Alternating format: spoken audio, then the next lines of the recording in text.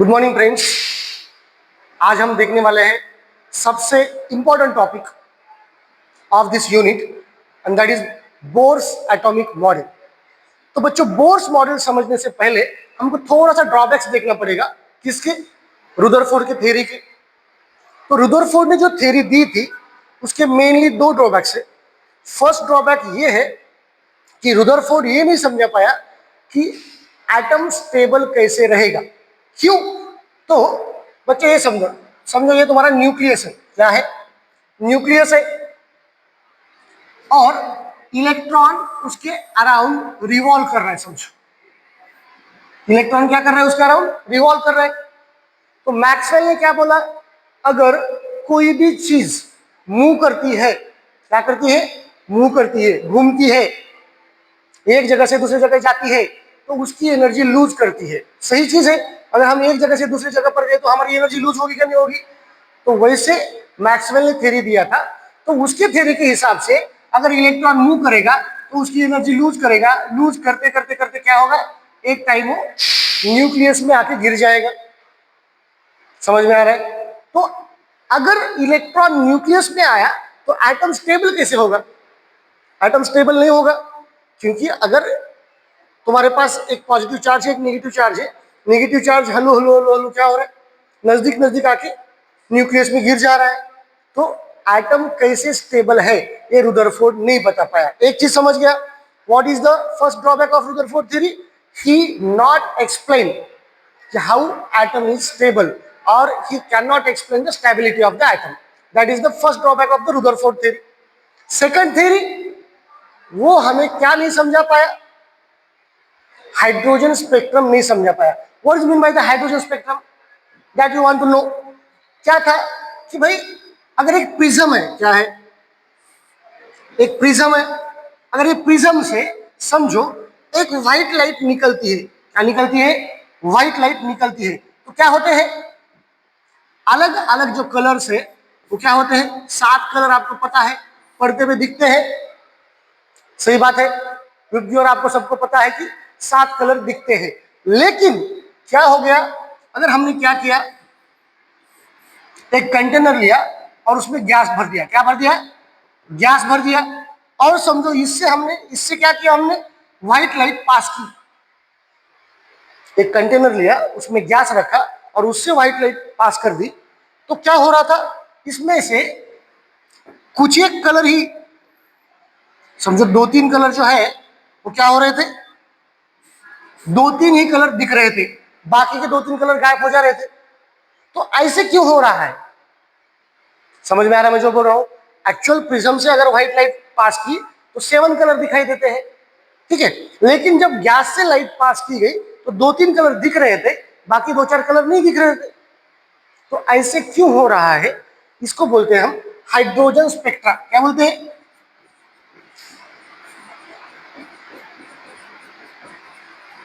तो ये दोनों चीजें कौन नहीं समझा पाया? रुदरफोर्ड नहीं समझा पाया। क्लियर है? तो अगर कुछ लैक्यूना रहे, कुछ लिमिटेशन रहे, तो नेक्स्ट थ्योरी आना जरूरी है। तो जिसने ये थ्योरी दी उसका नाम क्या था बच्चों? बोर्स। क्या नाम था? नील बोर्स।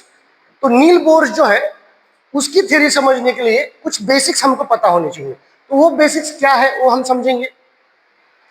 पहले समझो what is mean by the angular momentum. क्या टर्म आने वाला है आपको? एंगुलर मोमेंटम एक टर्म आने वाला है। अभी आराम से समझो यहां पर क्या क्या है वो पहले समझो। आपको ये फिजिक्स में भी पढ़ चुके होंगे, ठीक है। तो यहां पर है आपका न्यूक्लियस। क्या है आपका? यहां पर न्यूक्लियस है। यहां पर क्या है? इलेक्ट्रॉन है। तो इलेक्ट्रॉन का मास कितना है? यम इतना मास है। और इलेक्ट्रॉन क्या वेलोसिटी से घूम रहा है? वी वेलोसिटी से घूम रहा है। आराम से समझो। और यहां से यहां की रेडियस कितनी है? आर। आराम से समझो। ये न्यूक्लियस है, न्यूक्लियस से इलेक्ट्रॉन घूमते हैं, ऐसे उसने बोला था। तो यहाँ पर इलेक्ट्रॉन है, इलेक्ट्रॉन का मास कितना है? यम, और उसका रेडियस कितना है? आर। और इलेक्ट्रॉन क्या वेलोसिटी से मूव कर रहा है? इलेक्ट्रॉन क्या वेलोसिटी से मूव कर रहा है? वी वेलोसिटी से इलेक्ट्रॉन मूव कर रहा है। अभी डायग्राम की तरफ सब लोगों ने देखो। अगर इलेक्ट्रॉन वी वेलोसिटी से मूव कर रहा है, उसका मास यम है और रेडियस क्या है? आर है। तो इलेक्ट्रॉन जो है वो कैसे घूम रहा है बच्चों? इलेक्ट्रॉन कैसे घूम रहा है? तो इलेक्ट्रॉन देखो, पहले समझो इलेक्ट्रॉन यहाँ पर है, यहाँ से इलेक्ट्रॉन यहाँ जाएगा, तो यहाँ जाएगा तो ऐसा मूव करेगा, यहाँ जाएगा तो ऐसा मूव करेगा, यहाँ जाएगा तो ऐसा मूव करेगा, यहाँ जाएगा तो ऐसा, तो उसका डायरेक्शन ये डायरेक्शन है, ऐसे इलेक्ट्रॉन मूव हो रहा है। समझ में आ रहा है मैं जो बोल रहा हूँ? दिवाली में आपने हो तो भूई चक्कर बोलते हैं उसको, वो घुमाया होगा, तो वैसे इलेक्ट्रॉन घूम रहा है। अभी जो इलेक्ट्रॉन यहाँ पे घूम रहा है, आराम समझो मैं जो बोल रहा हूँ, तो उसका हमको क्या निकालने का है? Angular momentum. क्या निकालने का है? देखो, इलेक्ट्रॉन अगर स्ट्रेट लाइन में घूम रहा है तो चीज अलग है, इलेक्ट्रॉन ऐसे ऐसे गोल गोल घूम रहा है, तो एंगल क्रिएट करते जा रहा है कि नहीं जा रहा है, तो उसका जो मोमेंटम है उसको क्या बोलेंगे हम? Angular momentum. तो एंगुलर मोमेंटम को क्या, किससे हम रिप्रेजेंट करते हैं? कैपिटल एल बार। क्या बोलते हैं इसको? आपने अगर फिजिक्स में स्केलर वेक्टर पढ़ा होगा, तो वेक्टर क्वांटिटी और स्केलर क्वांटिटी होती है। जो वेक्टर क्वांटिटी होती है उसको क्या रहता है? Magnitude as well as direction होती है। ठीक है, तो ये क्या हो गया? L bar. तो ये कैसे आएगा? R bar into P bar. क्या आएगा? R bar into P bar आएगा। ठीक है, इसको क्या बोलते हैं? क्रॉस प्रोडक्ट बोलते हैं। वेक्टर में क्या बोलते हैं? Cross product. Are bar cross P बार। अब ये पी क्या है बच्चों? ये पी है आपका मोमेंटम। क्या है? मोमेंटम मतलब क्या होता है? Mass into velocity. मोमेंटम क्या होता है? Mass into velocity. अब ये देखो, mass into velocity, mass scalar quantity है, velocity vector quantity, into R, तो क्या आएगा? M V R. अभी देखो, आर और वी दोनों भी चीजें हैं तुम्हारे पास, ये आर है, वेलोसिटी वी है, तो इनके बीच में एंगल कितना बन रहा है? 90 डिग्री बन रहा है क्या? बन रहा है। तो क्रॉस प्रोडक्ट लेते टाइम तुम क्या लगे? यम इधर आ जाएगा, तो R bar into V bar आएगा। तो R bar into V bar का क्या आएगा? V R sine theta. Cross product ऐसे ही आता है। अगर आपको आर और वी का क्रॉस प्रोडक्ट लेना है तो क्या आएगा? वी आर या आर वी साइन थीटा आएगा। अभी साइन थीटा कितना है इधर? 90 है। थीटा कितना है वहां पर? एंगल कितना है? 90 है। और साइन 90 कितना आता है? साइन 90 कितना आता है? 1। पुट कर दो 1, तो क्या आएगा? M V R. क्या आएगा? आपको ये कोई नहीं पूछने वाला है केमिस्ट्री में, फिर भी मैं बता रहा हूं कि ये कैसे आया। क्या है ये? Angular momentum. किसका? इलेक्ट्रॉन। इलेक्ट्रॉन जब घूम रहा है तो what is the angular momentum? M V R is the angular momentum. सबको क्लियर है एकदम अच्छे तरह से? किसी को कुछ प्रॉब्लम है कि एंगुलर मोमेंटम? क्योंकि ये टर्म्स बाद में बोर्स थ्योरी में आने वाले हैं। So what is angular momentum? If electron move with the velocity v and mass of the electron is m and radius of the that circular orbit is r, then angular momentum is equal to mvr. Clear सबको? एकदम clear? Okay.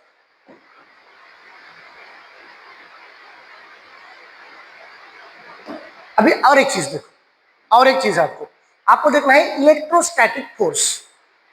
आराम से समझो मैं जो बोल रहा हूं। अभी जो इलेक्ट्रोस्टैटिक फोर्स होता है वो क्या है? तो आपके पास क्या है बच्चों? एक न्यूक्लियस है। क्या है? न्यूक्लियस। और क्या है? इलेक्ट्रॉन घूम रहा है। क्या घूम रहा है? इलेक्ट्रॉन घूम रहा है। सही बात है। तो अगर समझो दो चार्ज्ड पार्टिकल्स है। क्या है? दो चार्ज्ड पार्टिकल्स। समझो आपने चार्ज पार्टिकल लिया Q1 एंड Q2, दो पार्टिकल है Q1 एंड Q2।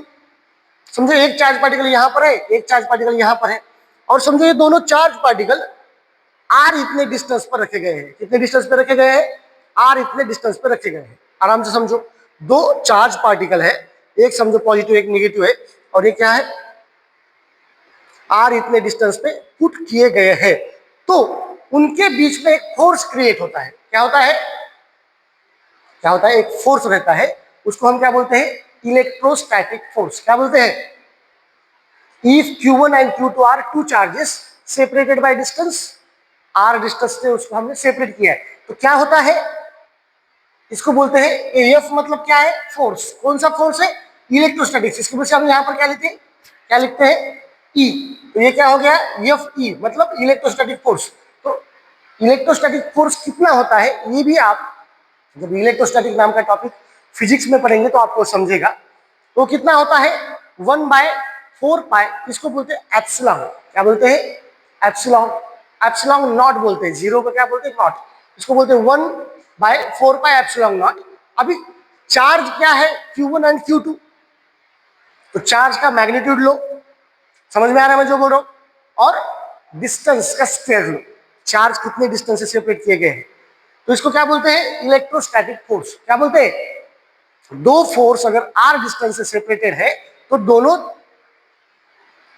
जो भी चार्ज है, दोनों चार्ज का मल्टीप्लीकेशन लो और डिस्टेंस का स्क्वायर नीचे डिवाइड करो, और ये क्या है 1/4 पाई एप्सिलॉन नॉट, ये क्या है तुम्हारे प्रोपोर्शनलिटी कांस्टेंट है। क्या है, प्रोपोर्शनलिटी कांस्टेंट। तो ये हो गया तुम्हारा इलेक्ट्रोस्टैटिक फोर्स, ये भी आपको आने वाला है। उसके बाद में है सेंट्रीपिटल फोर्स। क्या है सेंट्रीपिटल फोर्स, समझो एक सेंटर है यहां पर और उसके अराउंड एक चीज घूम रही है, ये चीज कब घूमना चाहती है ये समझो। देखो यहां पर एक चीज है, यहां पर एक चीज है, और यहां पे तुम्हारा सेंटर है, तो यहाँ पे इलेक्ट्रॉन है। अब ये जो इलेक्ट्रॉन है बच्चों, ये इलेक्ट्रॉन को ये क्या कर रहे हैं, न्यूक्लियस उसकी तरफ खींचने का कोशिश कर रहे हैं। अभी उसको तो जाने का नहीं, तो वो क्या करेगा, ऐसे मूव करेगा। समझ में आ रहा है क्या, मतलब सेंटर या न्यूक्लियस जो इलेक्ट्रॉन के ऊपर फोर्स लगा रहा है, कौन फोर्स लगा रहा है, ये न्यूक्लियस है। यहां पर तुम्हारा इलेक्ट्रॉन है जिसका मास क्या है, m है, उसको क्या कर रहे हो, अपने तरफ खींचने की कोशिश कर रहा है। इलेक्ट्रॉन को न्यूक्लियस क्या कर रहा है, अपने तरफ खींचने की कोशिश कर रहा है। तो इलेक्ट्रॉन क्या बोलता है, नहीं नहीं नहीं मैं उधर नहीं आऊंगा, तो वो घूमते रहता है। वो क्या करता है, घूमते रहता है, लेकिन सेंटर उसके ऊपर क्या लगाता है, एक फोर्स लगाता है, और सेंटर जो फोर्स लगाते हैं उसको क्या बोलते हैं, centripetal force towards centre. Towards centre मतलब क्या, सेंट्रीपिटल फोर्स। अभी उधर देखो, ऐसे इमेजिन करो कि इलेक्ट्रॉन घूम रहा है, इलेक्ट्रॉन क्या हो रहा है, घूम रहा है। इलेक्ट्रॉन क्यों घूमता है, इसका आंसर, तो सेंट्रीपिटल फोर्स इलेक्ट्रॉन पे लग रहा है, तो इलेक्ट्रॉन को अंदर नहीं जाने का, तो क्या करेगा, घूमेगा, और जब वो घूमेगा तब वो एंगुलर मोमेंटम क्रिएट करेगा। क्या क्रिएट करेगा, इसके पहले की हमने टर्म लिखी ना एंगुलर मोमेंटम, तो एंगुलर मोमेंटम कितना होता है, L = mvr, और सेंट्रीपिटल फोर्स कितना होता है, mv²/r। क्या होता है, सेंट्रीपिटल फोर्स क्या होता है, देखो centripetal force means towards the centre, toward, समझो यहां पर एक इलेक्ट्रॉन है, तो इलेक्ट्रॉन को ये क्या कर रहा है, उसकी तरफ खींच रहा है, सेंटर की तरफ। तो मास कितना है इलेक्ट्रॉन का, m, और देखो वेलोसिटी उसकी जो है वो कंटिन्यू चेंज कर रहा है, वेलोसिटी जो है, वेलोसिटी वो घूम रहा है, बराबर है। तो सेंट्रीपिटल फोर्स क्या आता है, mv²/r। क्लियर है क्या मैं जो बोल रहा हूं, देखो हम क्या पढ़ने वाले हैं, Bohr's atomic model. Bohr's atomic model के लिए बोर्स ने क्या चीजें समझाई, क्योंकि थॉमसन ने एक एटम दिया था, थॉमसन ने जो बच्चा एटम दिया था उसमें क्या बोला था कि वो कैसे रहता है, जैसे कि एक तरबूज होता है, वाटरमेलन होता है, जैसे वाटरमेलन में पूरा रेड उसका मास रहता है, वैसे पूरे तरफ क्या होता है, पॉजिटिव चार्ज फैला हुआ होता है, बराबर है। और उसमें क्या होते हैं, जैसे उसके बीज होते हैं तरबूज के, बराबर है, वैसे निगेटिव चार्ज एमिटेड किया होता है। ऐसे किसने बोला था, जे ने बोला था। लेकिन फर्स्ट न्यूक्लियर मॉडल किसने दिया, रुदरफोर्ड ने दिया। उसने क्या बोला, ऐसा कुछ नहीं है भाई, न्यूक्लियस सेंटर में इलेक्ट्रॉन घूमते हैं। फिर मैक्सवेल का थ्योरी आया, मैक्सवेल क्या बोला कि अगर कोई भी चीज घूमती है तो वो क्या करती है, उसकी एनर्जी लूज करती है। अगर एनर्जी लूज करेगी तो न्यूक्लियस में इलेक्ट्रॉन आके गिरेगा, कैसे नहीं गिरता है ये वो एक्सप्लेन नहीं कर पाया। समझ गया मैं जो बोल रहा हूं। अभी ये किसने समझाया, फिर वो समझाया बोर्स ने। और वो समझने के लिए तुमको ये फिजिक्स की टर्म बहुत इंपॉर्टेंट है, क्योंकि बोर्स फिजिक्स का साइंटिस्ट। समझ में आ रहा है मैं जो बोल रहा हूं। बोर्स मेनली क्या था, फिजिक्स का स्टडी कर रहा था, तो उसको फिजिक्स भी पता था, केमिस्ट्री भी पता। समझ में आ रहा है मैं जो बोल रहा हूं।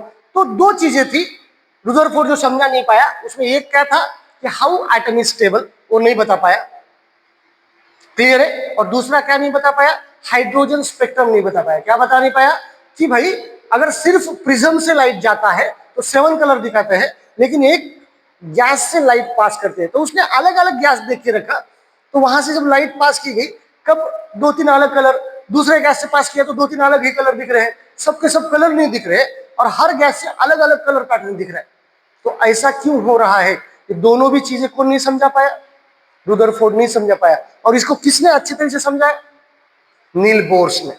किसने, नील बोर्स। नील बोर्स बहुत तगड़ा साइंटिस्ट है भाई, उसने बहुत बार आइंस्टाइन को भी क्या किया है, चैलेंज किया है, उसकी थ्योरी कैसे गलत है इसके लिए। वो कोई छोटा आदमी नहीं था, नील बोर्स। क्लियर है? तो अभी आराम से समझेंगे बोर्स के पोस्टुलेट्स क्या है। समझ में आ रहा है? तो यहां पर मैंने क्या किया है बच्चों, ये पूरे बोर्स के पोस्टुलेट मैंने लिखे हैं। हम एक एक एक एक समझेंगे, कोई गड़बड़ नहीं है। हम क्या नहीं है, कोई गड़बड़ नहीं है।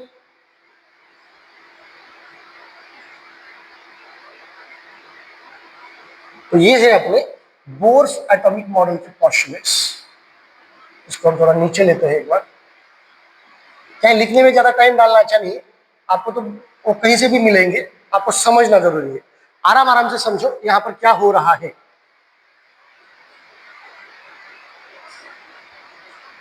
ये दिख रहा है क्या सबको क्लियर? सबको क्लियर दिख रहा है क्या? तो ये समझो अभी आराम से, बोर्स एटॉमिक मॉडल। तो कोई भी जब मॉडल आता है तो क्या करना पड़ेगा, जो पुराना मॉडल है उसके जो ड्रॉबैक्स है उसको ओवरकम करना पड़ेगा। तो अभी उसने क्या क्या मॉडल में बताया है वो समझो। बोर्स ने सबसे पहला पॉइंट क्या बोला बच्चों, atom has centre, atom has centre called nucleus. Atom में क्या होता है बोला, समझो यहां पर एक एटम है, तो उसमें क्या होगा, एक सेंटर में क्या होगा। तो सबसे पहला पॉइंट क्या बोला, atom has centre called nucleus. ये किसने बोला था, रुदरफोर्ड ने भी बोला था न्यूक्लियस सेंटर में होता है, बराबर है। उसने कुछ नई बात नहीं की। हाँ, दूसरा पॉइंट क्या है वो समझो, बहुत इंपॉर्टेंट है। क्योंकि देखो जब तुम कंपैरेटिवली स्टडी करेंगे तो कंफ्यूजन नहीं होगा और कंसेप्ट की क्लियरिटी होगी। दूसरा पॉइंट क्या है, देखो उसने क्या बोला है वो समझो, electrons revolves only in fixed circular orbits. क्या बोला है, इलेक्ट्रॉन्स रिवॉल्व, रिवॉल्व मतलब घूमते हैं, कहां पर, only in fixed circular orbit with fixed energy and fixed velocity. देखो मैं जो बोल रहा हूं, रुदरफोर्ड ने क्या बोला था भाई, तो रुदरफोर्ड ने बोला था कि जैसे सोलर सिस्टम है वैसे इलेक्ट्रॉन न्यूक्लियस के अराउंड बस घूमते रहते हैं, ऐसे उसने बोला था। क्या बोला था रुदरफोर्ड ने, न्यूक्लियस के अराउंड इलेक्ट्रॉन घूमते हैं। इसने क्या बोला, नहीं नहीं नहीं नहीं, नहीं वैसा नहीं बोला। इसलिए बोला कि इलेक्ट्रॉन जो है वो घूमते हैं, लेकिन कैसे, फिक्स्ड सर्कुलर ऑर्बिट। मतलब क्या, अगर समझो यहां पर एक आपका न्यूक्लियस है, तो समझो यहां पर एक ऑर्बिट है, कहीं पर भी नहीं घूम सकते हो उसका एक, मतलब हम कहीं से भी घूम सकते हैं, रोड से घूम सकते हैं, हम दीवार कूद कूद के जाते हैं या रोड रोड से जाते हैं। हम जब जाएंगे तो रोड से जाएंगे ना भाई, तो जहां पे रास्ते हैं वहीं से तो जाएंगे हम, क्या ये दीवार से वो दीवार से घर घर कूद के जाएंगे, घर के पास यहाँ से आगे बहुत नजदीक है, चलो कूदो। हनुमान जी से जा सकते क्या हम उड़ान करके, नहीं जा सकते। समझ में आ रहा मैं जो बोल रहा हूँ, इसका मतलब उसका बोलना ये है कि उसके कुछ फिक्स एनर्जी है, किसकी, ऑर्बिट की एनर्जी है, बोला उसने किसकी एनर्जी है, ऑर्बिट की फिक्स एनर्जी है। तो fixed circular orbit with fixed energy, कहीं से भी कोई भी नहीं। समझो एक छोटा बच्चा है जो कि बहुत छोटा है, 1-1.5 साल का है, तो वो घर छोड़ के अकेला बाहर जा सकता है क्या, तो उसका एनर्जी क्या होगा, कम होगा। वो कहां तक घूमेगा, बस घर में ही घूमेगा। बच्चा समझो चौथी तीसरी कक्षा गया, वो स्कूल तक जाएगा, उसके फ्रेंड तक जाएगा। बच्चा 11वीं गया, 12वीं गया, बच्चा किधर भी घूम सकता है, एनर्जी बढ़ रहा है ना। समझ में आ रहा है मैं जो बोल रहा हूं, तो अकॉर्डिंग टू एनर्जी, तो उसने क्या बोला कि इलेक्ट्रॉन जो रिवॉल्व होता है वो कहीं पर भी नहीं होता है, फिक्स्ड सर्कुलर ऑर्बिट में ही इलेक्ट्रॉन घूमता है, इधर बीच में किधर भी इलेक्ट्रॉन नहीं घूमेगा। वो बोला कि नहीं, ऐसा सर्कुलर ऑर्बिट में ही इलेक्ट्रॉन घूमेगा। एक दूसरा क्या बोला उसने, उसकी एनर्जी क्या रहेगी, फिक्स, और वेलोसिटी भी क्या रहेगी, फिक्स रहेगी। अभी उसने अगर बोला कि वेलोसिटी फिक्स रहेगी, तो उसको वेलोसिटी क्या रहेगी समझाना पड़ेगा ना। अगर एक थियरी आ रहा है तो उसका प्रूफ देना पड़ेगा, तो हम वो भी देखेंगे, उसका रेडियस क्या रहता है इलेक्ट्रॉन का, एटम का रेडियस कैसा होता है, वेलोसिटी कितनी होती है इलेक्ट्रॉन की, अलग अलग ऑर्बिट में इलेक्ट्रॉन की कितनी वेलोसिटी, ये भी हम निकाल सकते हैं। उसने सब निकाल के दिखाया है, ठीक है। इतना डिटेल में आपको नहीं है, लेकिन आप समझो, क्योंकि नीट जेईई एनडीए में क्वेश्चन अगर घुमा कर पूछा तो आपको करना पड़ेगा एकदम आराम से। तो वेलोसिटी हम निकालने वाले हैं, एनर्जी ये भी निकालने वाले हैं हम, मतलब ऑर्बिट की एनर्जी भी निकालने वाले हैं हम। समझ में आ रहा है मैं जो बोल रहा हूँ। और उसकी वेलोसिटी भी निकालने वाले हैं, यही लेक्चर में निकालेंगे। नेक्स्ट देखो, इलेक्ट्रॉन्स रिवॉल्व, ये बहुत इंपॉर्टेंट पॉइंट है, ये सबसे मोस्ट इंपॉर्टेंट पॉइंट। उसने क्या बोला, electrons revolve only in those circular orbits for which angular momentum, अभी हमने पढ़ा था, देखो बेस एंगुलर मोमेंटम वर्ड आएगा बोला था मैंने, तो एंगुलर मोमेंटम क्या रहेगा, is integral multiple of h by 2 पाई। आराम से समझो, ये h क्या है बच्चों, h है प्लैंक्स कांस्टेंट, h क्या है, प्लैंक्स कांस्टेंट है, और ये है 2 पाई, पाई आपको पता है। उसने क्या बोला कि जो इलेक्ट्रॉन घूमते हैं, तो घूमते हुए उसका जो एंगुलर मोमेंटम है, क्या है, एंगुलर मोमेंटम क्या होता है, एल बार, क्या होता है, एल बार, ये क्या है, integral multiple of NH by 2 पाई। इसका मतलब अगर आपको समझता है तो बोर्स थ्योरी समझते, समझो ये फर्स्ट ऑर्बिट है, क्या है, फर्स्ट ऑर्बिट। तो फर्स्ट ऑर्बिट में उसने क्या बोला, n इज इक्वल टू 1 रहता है, n is equal to, n क्या है आपका, n है आपका ऑर्बिट का नंबर, क्या है, n क्या है, ऑर्बिट का नंबर। अभी समझो फर्स्ट ऑर्बिट है, तो एंगुलर मोमेंटम क्या आएगा, यहां पे 1 पुट करो, h बाई 2 पाई आएगा, फर्स्ट ऑर्बिट रहेगा, ऑर्बिट कौन सा रहेगा, फर्स्ट, तो एंगुलर मोमेंटम क्या रहेगा, एंगुलर मोमेंटम क्या आएगा, h बाय 2 पाई आएगा। समझ में आ रहा है मैं जो बोल रहा हूं। अभी समझो n के जगह पे हमने 2 रखा, क्या रखा, 2, सेकंड ऑर्बिट रखा, तो एंगुलर मोमेंटम क्या आएगा बच्चों, what is the angular momentum of the second orbit, क्या आएगा, यहां पर 2 रखो, ये 2 और ये 2 निकल जाएगा, क्या रहेगा, h बाय पाई आएगा, यस और नो, यहां पर 2 रखा तो ये 2 और ये 2 कट गया, तो h बाई 2 पाई आएगा, सही बात है। अगर हमने n इज इक्वल टू 3 लिया तो क्या आएगा, एंगुलर मोमेंटम 3h बाय 2 पाई। डायरेक्ट क्वेश्चन आता है आपके एनए में, नीट में, जेई में, क्या क्वेश्चन आता है, what is the angular momentum of the third orbit, क्या क्वेश्चन आता है, व्हाट इज द एंगुलर, बच्चों का एंगुलर मोमेंटम ही पता नहीं है, तो एंगुलर मोमेंटम क्या होता है, integral multiple of the NH by 2 pi, क्या होता है, NH बाय 2 पाई। अगर एंगुलर मोमेंटम n की जगह पे 1 2 3 4 5 6 रखते हैं, मतलब n क्या है, यहां पर n है इंटीजर, n क्या है, n यहां पर क्या है, इंटीजर से 1 2 3 4 5 6, और ये इक्वेशन सबसे इंपॉर्टेंट इक्वेशन है अगर हमको उसका velocity, radius, kinetic energy, potential energy निकालना है, किसका, इलेक्ट्रॉन का, तो उसके प्रूफ कहां से आने वाले हैं, इक्वेशन से। तो फर्स्ट इक्वेशन है, बहुत इंपॉर्टेंट है, L is equal to NH by 2 pi, और इसको बोलते हैं बोर्स क्वांटाइजेशन कंडीशन, क्या बोलते हैं, Bohr's quantization condition, and that is the equation number 1। Clear है, आराम से समझो, ठीक है, मैं जो बोल रहा हूं समझ रहे हैं, समझो आराम से। तो देखो नेक्स्ट क्या है, नेक्स्ट क्या उसने क्वेश्चन बोला, while revolving the electrostatic force between E and nucleus provide a centripetal force. तो सेंट्रीपिटल फोर्स क्या होता है, हमने सबसे स्टार्टिंग में देखा आज, जब हम बेसिक देख रहे थे बोर्स मॉडल के लिए, तो उसमें क्या देखा हमने, सेंट्रीपिटल फोर्स कितना होता है, mv²/r। अभी यहां पर देखो बच्चों, एक है आपका इलेक्ट्रॉन, तो इलेक्ट्रॉन क्या रहेगा, E, इलेक्ट्रॉन क्या रहेगा, E, और न्यूक्लियस के ऊपर चार्ज कितना रहेगा बच्चों, जड़ी। अभी दो चार्ज सेपरेट है, मतलब न्यूक्लियस इलेक्ट्रॉन को अपनी तरफ खींच रहा है, तो इलेक्ट्रॉन का चार्ज क्या है, E, और न्यूक्लियस के ऊपर चार्ज कितने रहेंगे, जितना उसका एटॉमिक नंबर रहेगा जड़, इनटू एक इलेक्ट्रॉन का जितना चार्ज है उतना ही प्रोटॉन का चार्ज रहता है, पॉजिटिव नेगेटिव रहता है, तो रहेगा झड़ी, और वो कितना डिस्टेंस से सेपरेटेड है, r। तो अभी हमने सबसे स्टार्टिंग में देखा था इलेक्ट्रोस्टैटिक फोर्स क्या होता है, 1/4 pi epsilon not into q1 q2 upon r², that is the electrostatic force of attraction. Now there are two charges, one is q1, one is E and another one is ZE, and these charges are separated by distance r. Then electrostatic force of attraction is 1/4 pi epsilon naught into ZE square upon r²। Clear है क्या, तो ये हो गया एक force, ये हो गया दूसरा फोर्स। अभी चीजें देखो, इलेक्ट्रॉन अंदर क्यों नहीं करता, इसके बारे में बोर्स को बताना था, तभी जाके वो रुदरफोर्ड के मॉडल को ओवरकम कर पाएगा। तो उसने क्या बताया कि भाई इलेक्ट्रॉन का मास बहुत कम होता है, उसकी वजह से वो उसका एनर्जी लूज नहीं करता, एक चीज। दूसरा चीज, एक जो फोर्स है उसको बाहर खींच रहा है, एक फोर्स उसको अंदर खींच रहा है। उसके वजह से ना वो अंदर जाएगा ना बाहर जाएगा, वो बस गोल गोल गोल गोल घूमेगा। समझ में आ रहा है मैं जो बोल रहा हूं? ऐसा मॉडल उसने दिया। तो उसने क्या किया, ए फोर्स और ए फोर्स दोनों क्या होते हैं, इक्वल एंड अपोजिट होते हैं। क्या होते हैं, इक्वल एंड अपोजिट।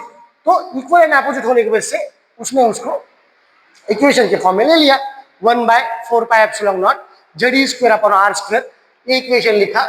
इसकी इक्वल क्या है बोला उसने, centripetal force mv square by r. Clear है क्या? एकदम क्लियर है, ये सबको क्लियर है। ये इक्वेशन कहां से आया समझ गया क्या? एक फोर्स कौन सा है, electrostatic force of attraction between the electron and nucleus, that is 1/4πε0 Z square upon r square. और दूसरा फोर्स कौन सा है, सेंट्रीपिटल फोर्स, इलेक्ट्रॉन को न्यूक्लियस अपनी तरफ अंदर खींच रहा है, वो क्या रहेगा, mv स्क्वायर बाय आर रहेगा। ये दोनों इक्वल एंड अपोजिट है। तो क्या किया उसमें, दोनों को इक्वेट किया, इक्वल है ना दोनों भी, दोनों को हम एक साथ में रख सकते हैं। इसके बराबर ये, इसके बराबर ये रखा और एक इक्वेशन बनाया। पहला इक्वेशन क्या था आपका, क्वांटाइजेशन इक्वेशन क्या था, L इज इक्वल टू, मतलब angular momentum is integral multiple of LH by 2π। ये दो इक्वेशन से ही हमको बाद में radius of electron, velocity of electron निकालना है। तो इसलिए दोनों भी लर्न होना चाहिए। What is the angular momentum, NH by 2π, and what is the centripetal and centrifugal forces are 1/4πε0 z square upon r square is equal to mv square by r. These are the two equations. He equate and produce a new equation and that is called as the equation number 2. Clear है? इसमें किसी को कुछ problem है? तो first जो drawback था Rutherford का कि इलेक्ट्रॉन अंदर क्यों नहीं गिरता, उसके बारे में क्या किया उसने बता दिया। समझ गया? नेक्स्ट देखो, फिफ्थ पोस्टुलेट देखो, while revolving in a particular orbit, अगर एक इलेक्ट्रॉन एक फिक्स ऑर्बिट में घूम रहा है, समझो अलग अलग ऑर्बिट है, समझो यहां पर क्या है, समझो यहां पर आपका न्यूक्लियस है, क्या है, न्यूक्लियस, और यहां पर एक ऑर्बिट है, इलेक्ट्रॉन यहां से इसमें घूम रहा है। while revolving in a particular orbit, एक ऑर्बिट में इलेक्ट्रॉन समझो घूम रहा है,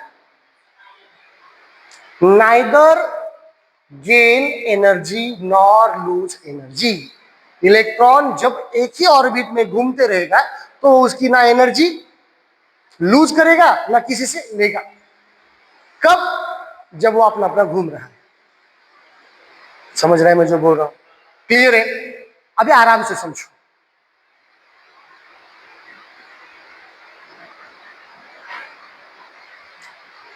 energy of N orbit is fixed.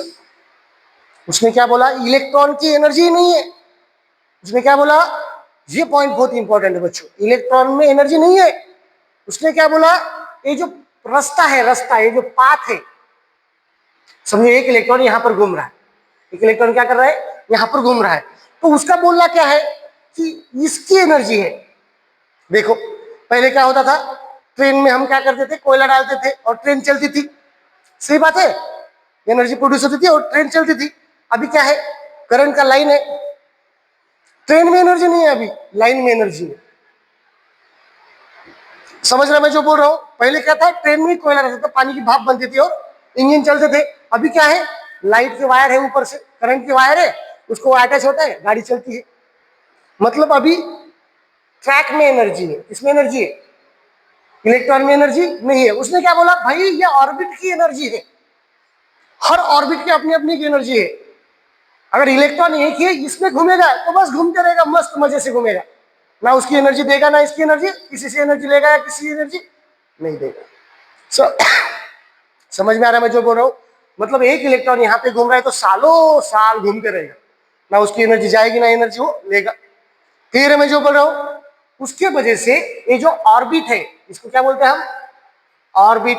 इसी को क्या बोलते हैं हम, सेल। इसी को क्या बोलते हैं, उसने बोला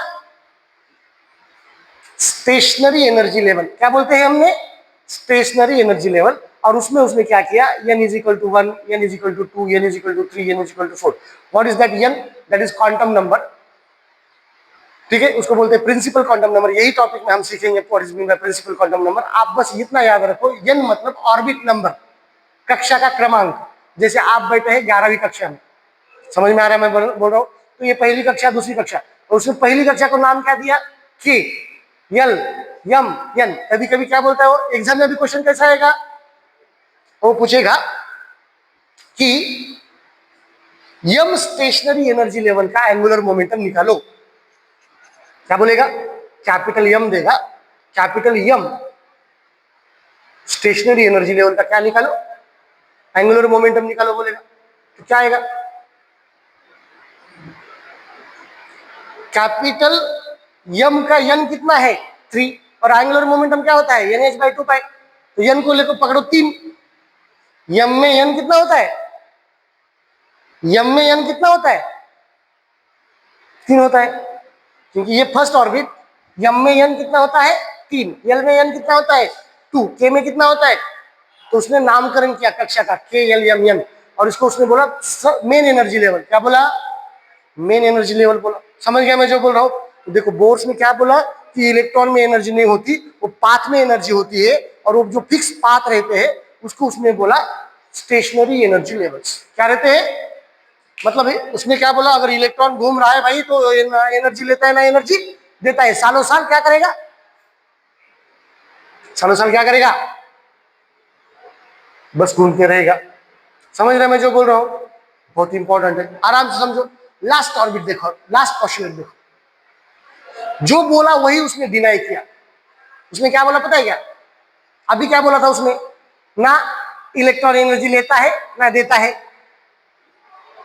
कब, जब वो एक ही कक्षा में घूमते रहता है तब। ये बहुत इंपॉर्टेंट था। अभी उसने क्या बोला, इलेक्ट्रॉन कैन एक्सेप्ट एनर्जी बोला उसने। क्या बोला, इलेक्ट्रॉन एनर्जी ले सकता है बोला। अभी क्या बोला था, इलेक्ट्रॉन एनर्जी नहीं लेता है। कब नहीं लेता है, जब वो बस घूम रहा है तब नहीं लेता है। लेकिन उसने क्या बोला, electron can accept energy and can lose energy. वो दे भी सकता है और ले भी सकता है। ये क्या बात हुई, नहीं अभी तो बोला था देता नहीं लेता नहीं, अभी बोल रहा देता भी हूं लेता हूं, फिर कैसे। समझो मैं जो बोल रहा हूं, आराम से समझो। देखो समझो, एक इलेक्ट्रॉन यहां पर है बच्चों, एक इलेक्ट्रॉन पहली कक्षा में है।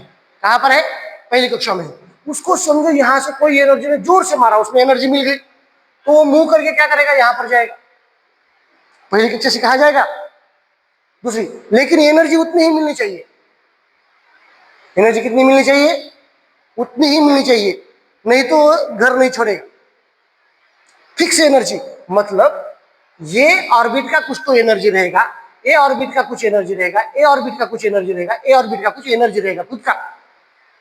अगर समझो ए ऑर्बिट का एक एनर्जी लेवल है और ये कितना है 2 है इसका, तो यहां से यहां तक जाने को उसको और एक एनर्जी लगेगी।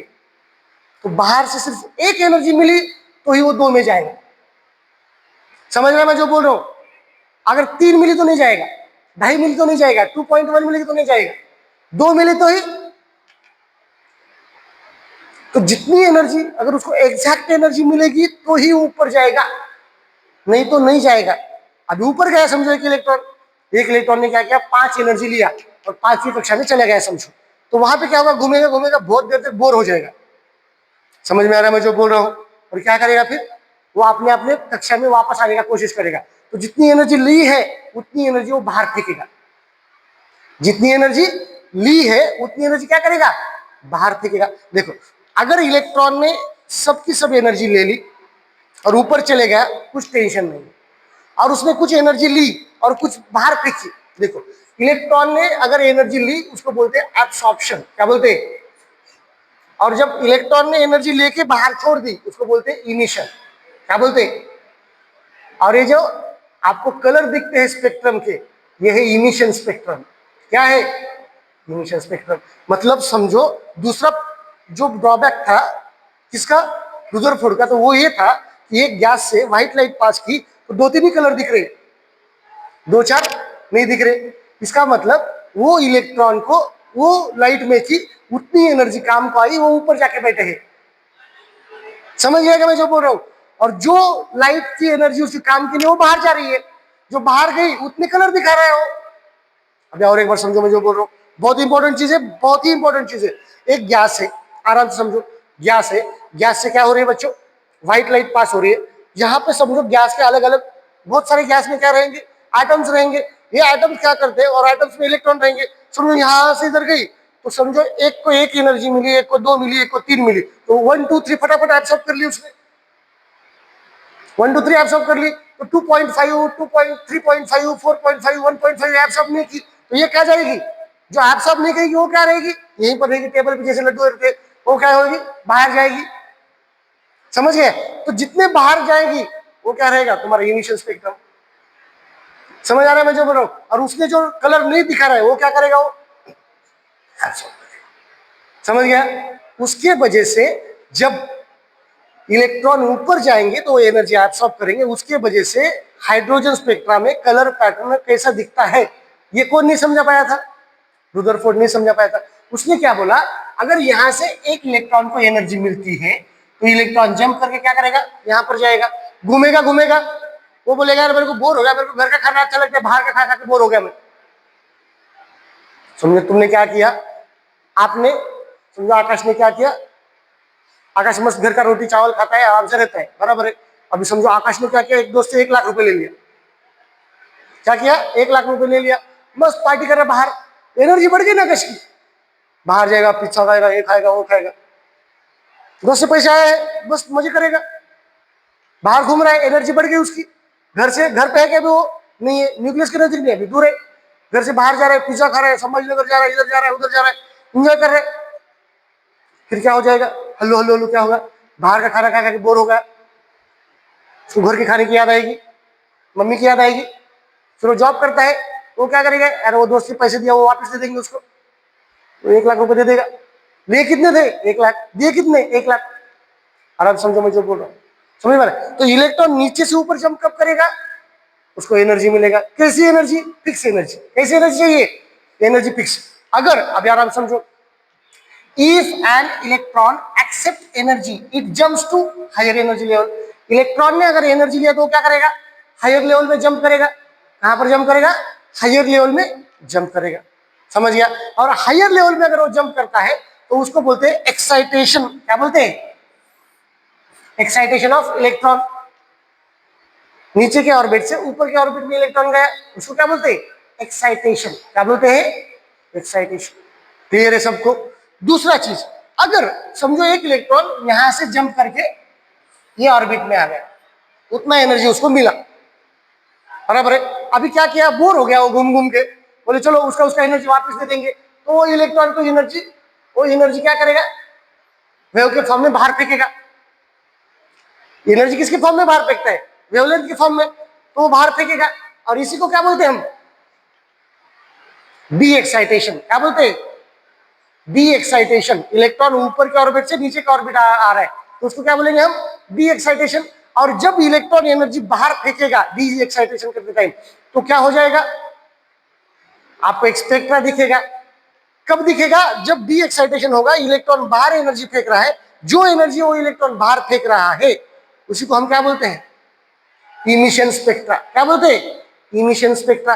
और इलेक्ट्रॉन ने अगर एनर्जी ले ली तो वहां पर कुछ नहीं दिखता है, उसको हम क्या बोलते हैं, एब्सॉर्प्शन स्पेक्ट्रा।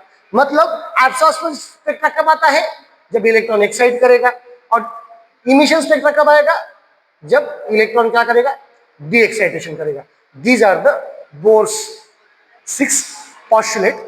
अभी देखो आराम से समझो बच्चों, हमने 2 इक्वेशन देखे थे। कितने इक्वेशन देखे थे, 2 इक्वेशन देखे थे। जो 2 इक्वेशन देखे थे, फर्स्ट इक्वेशन क्या है बच्चों, what is angular momentum. Angular momentum L is equal to क्या है, h/2π is the first equation. Yes और नो, हमने फर्स्ट इक्वेशन क्या लिखा, L is equal to nh/2π। अब एक सेकंड इक्वेशन था बच्चों, क्या था, सेकंड इक्वेशन। सेकंड इक्वेशन क्या था, सेकंड इक्वेशन क्या था, Fe is equal to Fc था, बराबर है। Fe क्या था, 1/4πε0 into Ze² upon r² is equal to me²/r। ये 2 इक्वेशन थे। ये 2 इक्वेशन को लेके आपके ना एनसीईआरटी में दिया है, ना एनडीए में है, ना जेई में है। लेकिन जेई में अगर ये करते हैं तो जेई एडवांस किया, जेई मेंस के अच्छे क्वेश्चन सॉल्व होते हैं। तो वो जो है, तो इसमें हम अभी क्या क्या कैलकुलेट करने वाले हैं, एक है वेलोसिटी। वेलोसिटी कितना रहेगा, मतलब अलग अलग गैसेस के जो एटम है उनकी वेलोसिटी, अलग अलग ऑर्बिट में, पहले ऑर्बिट में क्या वेलोसिटी होगी, सेकंड ऑर्बिट में क्या वेलोसिटी होगी, थर्ड ऑर्बिट में क्या वेलोसिटी होगी, वेलोसिटी। अलग गैस के लिए इलेक्ट्रॉन की अलग अलग कक्षा में अलग अलग वेलोसिटी होती है। अलग अलग गैस की एटम की साइज अलग अलग रहेगी, मतलब उनकी रेडियस भी अलग अलग रहेगी। सही बात है, मतलब अलग अलग गैसेस के अलग अलग ऑर्बिट की रेडियस भी क्या होगी, अलग अलग रहेगी। तो देखो रेडियस अलग रहेगी, वेलोसिटी ऑफ इलेक्ट्रॉन अलग अलग रहेगी, काइनेटिक एनर्जी अलग रहेगी, पोटेंशियल एनर्जी अलग अलग रहेगी। समझ रहे हैं मैं जो बोल रहा हूं? और ये सब हम नेक्स्ट क्लास में कवर करेंगे, जिसमें हम कल क्या देखने वाले हैं, बहुत ही इंपॉर्टेंट लेक्चर रहेगा कल का, velocity, radius, kinetic energy, potential energy और टोटल एनर्जी, ये कैसे होता है और कैसे हम क्रैक कर सकते हो, हम कल देखेंगे। चलो, गुड डे।